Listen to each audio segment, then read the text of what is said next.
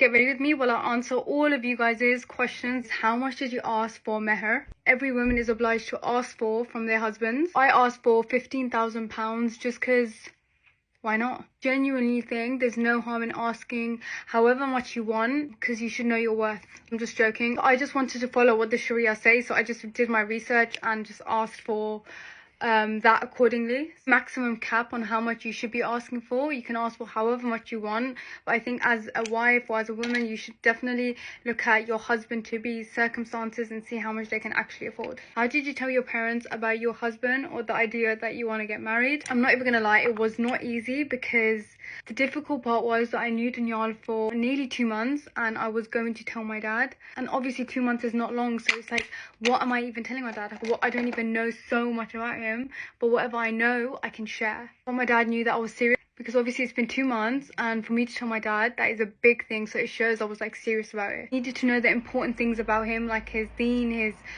career, his like family. I needed to know most of the things before I obviously told my dad, because imagine not knowing anything. My dad always thought I would marry someone that is on social media. Hi daddykins.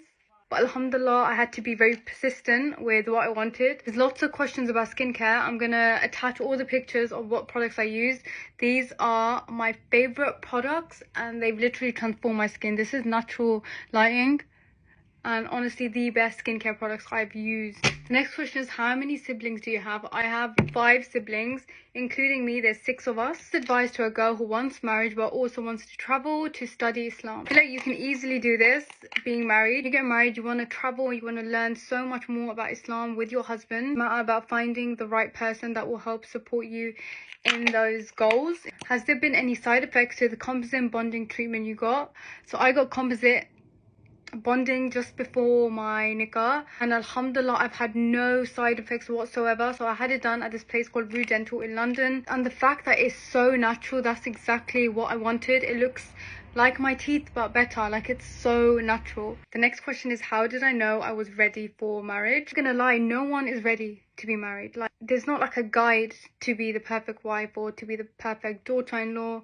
It's all about learning, and especially getting married young, there's so much to learn. Not gonna lie, I did read some books on I think it's called, and there's also this book called The Ideal Muslimah, that's also really handy for Muslim women, is what education have you done. So I obviously went to high school, did my GCSEs, passed all the subjects, and I did an apprenticeship in a school, like a support teaching and learning course, level 2, level 3, and I was working in school prior to doing social media. So that was something that a lot of people don't know, but I was a teaching assistant in a school. I was planning on going to uni, but I had other plans. I was actually going to go uni to become a teacher. That's something that I'd always wanted to do, but I'm so glad I went down the route of working in a school with kids, because I love working with kids and I still do.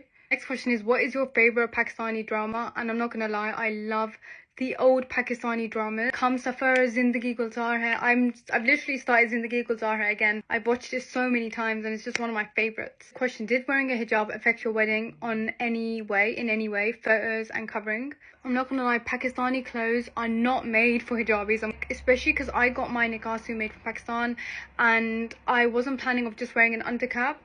So for that reason, I didn't even mention to say I want my gala higher for my suit. And when it came, I was like, oh my god, the gala is so low. I'm planning on wearing an undercap. And obviously my chest being covered is so important, and that is something that I, as a hijabi, want.